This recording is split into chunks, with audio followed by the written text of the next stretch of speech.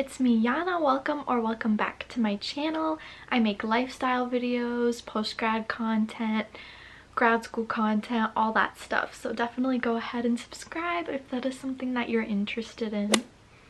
So it has been a minute since I did a sit down video, and I thought I would just sit down with you guys today and talk about my first year of grad school. So kind of a little bit of a backstory. If you guys don't know, I graduated with my bachelor's in psychology and a minor in philosophy in May of 2020, and September of 2020 is when I started my master's of social work program. I'm doing the 3-year part-time track. I just wanted to tell you guys my experience within the first year, look back on things, and let you know how it is.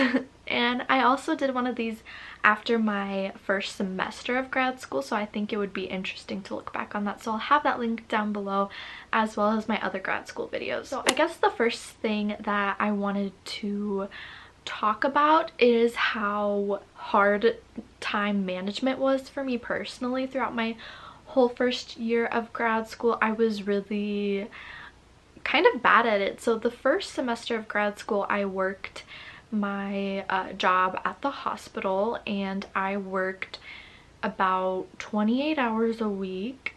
Sometimes it was 32 hours a week depending. So it was very stressful having that on top of grad school, but I was like so stressed out all the time that I like made it work. And I had one class that was in person until November, so I had to drive 30 minutes to my school to do that.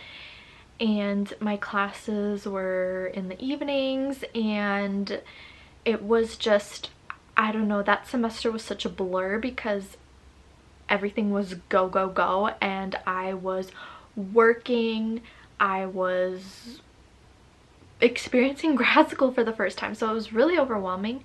But I didn't feel overwhelmed because I don't know, just sometimes I get into this habit of where I work, go, go, go, go, go. And if I am like that for a few months, then I will have a period of time where I completely break down and my mental health really suffers because of it. And I talked about this with my therapist of how I wouldn't take the time to take care of myself during that busy time, and instead it all piled on and piled on and piled on until I was finally able to get some rest. Like if it was a winter break or something like that, then my mental health and anxiety just hit me all at once. So that is definitely something that I had to learn going into my second semester, and I feel like I did a better job of finding ways to take care of myself my second semester. But there were definitely times where I was still really overwhelmed, and I procrastinated on my assignments in grad school 90% of the time. I remember I would do like my 10+ page papers the day before they were due. Like it was that bad, or on the day that were due, because I had papers that were due at midnight of that day, so I would do it all in that day. And I don't know why I did that to myself. I guess I was just always exhausted from working, because when I would work 8-hour shifts, I would come home and I would be drained, especially at the job I was in working in a mental health unit. It was so draining, and I just would not have energy to work on assignments, so I would save all my assignments on a days off. And I worked every other weekend, so throughout the week I never had one day off fall semester. If I had the weekend off, I was catching up on schoolwork. If I worked on the weekend, I was doing schoolwork on my days off throughout that week, so I never had a day off. And that is so unhealthy, and it just, I don't know. I'm definitely going to try to do better this upcoming fall semester. But I guess something that I really had to learn was time management. And honestly, you gotta prioritize things in grad school. Like sometimes weeks were so busy that I just couldn't.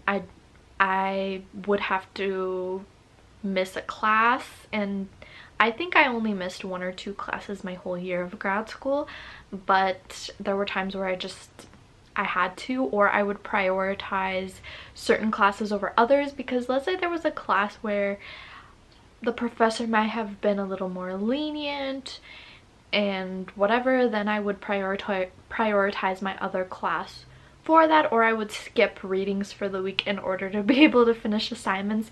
So sometimes you gotta give yourself that grace. The reality is you're not always gonna have time to finish assignments in time, and even though I did for the most part, like, my professors were amazing and understanding. They knew that life happens, especially during this pandemic and everything that it's taught us. Life definitely happens, so they were super understanding, and they offered extensions when needed. Obviously you had to let them know ahead of time, or they would offer extra credit opportunities to make up points, and I just have been so blessed to have such amazing, kind, understanding professors. So that's what, oh my gosh, I'm so grateful for that. So I find that if you're really struggling in grad school and feeling overwhelmed, definitely talk to your professors. They were in your shoes. They understand what it's like. Some of them went through grad school, and some of my classmates even went through grad school with kids and full-time jobs. So I thought I was busy and overwhelmed, but I can't even imagine adding kids on top of that, or a full-time job and all of that jazz. So yeah, that's something that I learned. Also, I think I was just amazed in grad school of how the learning is a lot different. Like, yes, you still have lectures and essays to write and readings and things like that, which is similar to undergrad, but the learning that you're doing is so much more practical. Like, it wasn't just these theories that you learn that are off somewhere. No, you're actually practicing using these theories, whether it's real life practice. Like, we had to conduct a qualitative research study in my practice research class this past semester, and there were just, and then for my psychopathology class we had to do case studies and like give diagnoses and things like that, and that was very practical. And basically just those are some examples I can think of, but how the learning that I was doing was so practical. Like, even for my policy class we had to contact a local newspaper's editor and try to correct any mistakes in news articles, and we had to learn how to contact our legislators, and just really practical stuff that I learned in my classes, which makes it so much more fulfilling to be in class, because I knew that what I was learning is something that I would be doing in my future career / dream career. So it was really, really fulfilling, and I guess that's ultimately what motivated me.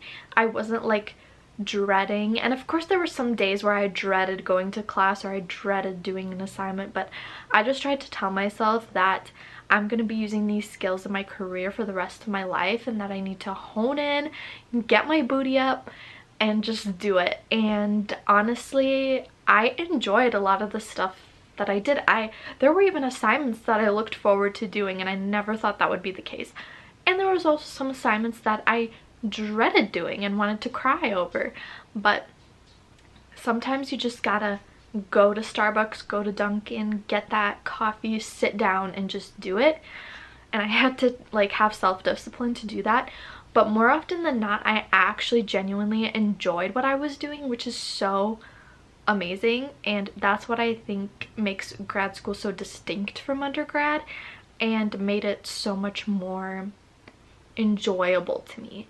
And I also loved the relationships I had with my classmates. Even though we were on Zoom, it was a lot smaller classes and we were in breakout rooms a lot, and I got to hear a lot of their stories. I got to hear their interests, and it's a great tool to use to like network and to remember each other's names and talk about jobs, talk about internships, different things like that. And I felt like especially the second semester, my classmates were so vulnerable, and I tried to be vulnerable as well about our experiences.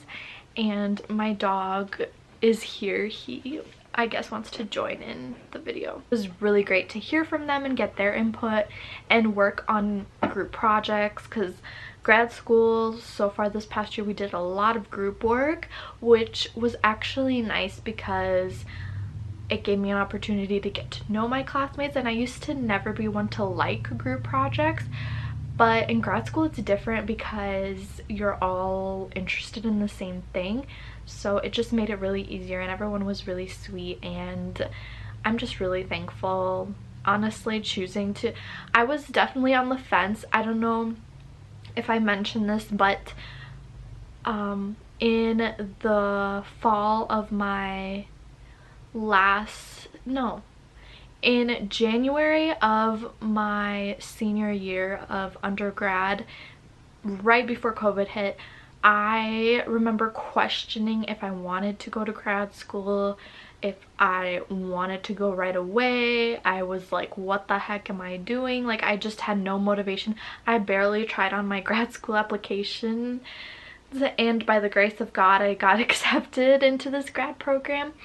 But I now know that that was like the right decision, because I wouldn't have met the people that I met during this time. So like, everything happens for a reason, and I just had such an amazing experience. And I could be biased because I have always been one who loves education.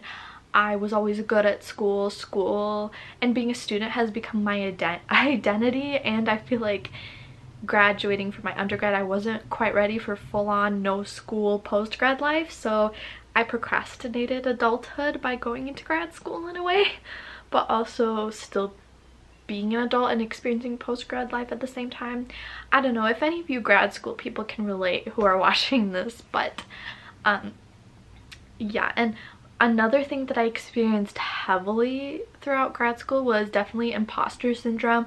And let me know if you guys want a whole video on this, because I definitely have felt imposter syndrome and thinking like, am I gonna be good at this? Am I really doing what I'm supposed to be doing? And things like that. So that was definitely a struggle. So that's kind of my overall grad school reflection. I'm sure it would be much different if I had classes in person, which we are going back in person in the fall, I think, so that'll be a whole other experience. But yeah, I also wanted to share with you guys in this video my internship announcement. So since I'm doing the 3-year part-time track, my first year I didn't have to do an internship my first year, whereas if you were on like the standard like 2-year full-time track, you would have had to do an internship your first year. But since I was on the part-time track, first year no internship. Second year, which will be next year, I'll be doing a foundational internship, and then my third year of grad school I'll be doing my clinical internship. So foundational internship, my school had a matching process, and I did get matched with an organization, so that was really exciting. I got matched with it's like a professional community clinic, and it is affiliated with my school actually, which is awesome. And basically they provide counseling and legal services to adults in the community, and I will be taking on my own clients and doing case management and things like that, which is really exciting. And it's gonna be about 12 to 15 hours a week, and then I will be working 24 hours a week at my new job, and then doing 12 hours of class a week, 3 classes. Well, one of them is a seminar that goes with my internship, so I don't know how that's gonna work yet, and I don't exactly know which classes I'll be taking for sure yet, but we shall see.